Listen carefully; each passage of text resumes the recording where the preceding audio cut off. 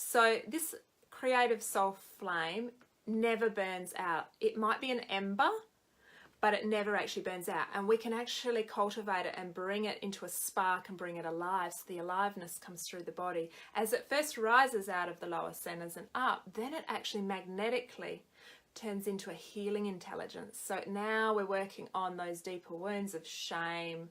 There could be some trauma. There might be fear, lack, holding back. It moves and it clears it through. It opens the pathway for stillness. When your mind is a bit more still, you're going to be feeling your power of the soul actually comes forward into that stillness. That is actually you.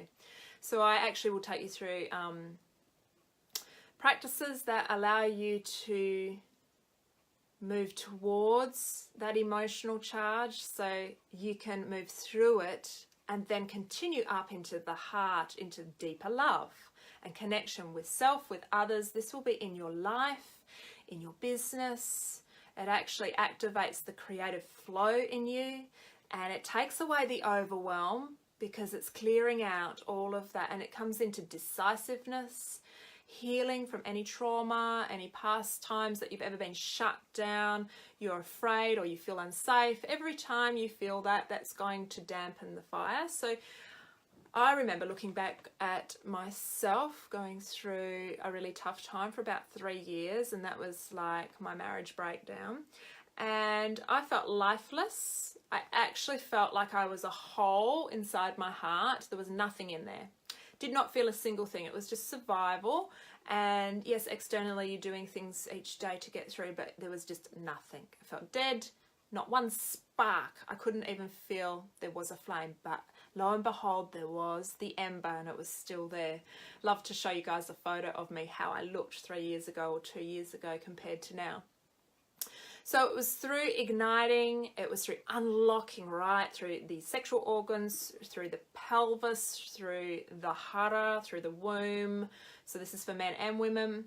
And it's actually establishing a new track for that sexual creative power to travel inwards and ignite the flame. So once that sexual creative flame is lit, it can then move up through the heaviness and keep lifting, and then your heart flame is lit. So mine came alive. I could not believe it when I started to feel sparks of aliveness. It was like, oh my God, I can feel it. And I'm clairvoyant, so I saw this golden light begin to sparkle. And from that, so I didn't have any sexual desire at all. It had all gone numb and gone for several years. I actually just thought that was it. I was going to be a nun, maybe to the end of life, because that's how dead it had felt. So you might relate to this too. So you can have excessive sexual creative energy coming out. Have fun with it for as long as you want, but if you're bored, you've had enough, and yet you don't know what to do with it, you don't want to suppress it, because that's what I actually did when I was younger, in my 20s. So this is another thing. If you're suppressing the sexual creative life force, which is your creative genius in its raw power, but we can actually move it through the inner tantric pathway and get it up more refined, where you're starting to feel ecstatic energy, the aliveness, the gold that lights in the heart that I was talking about. That's you're starting to live on the edge of creation, and everything that you see and you do, you're going to feel sparked up about, because you're in the flow. You're in the flow with the soul.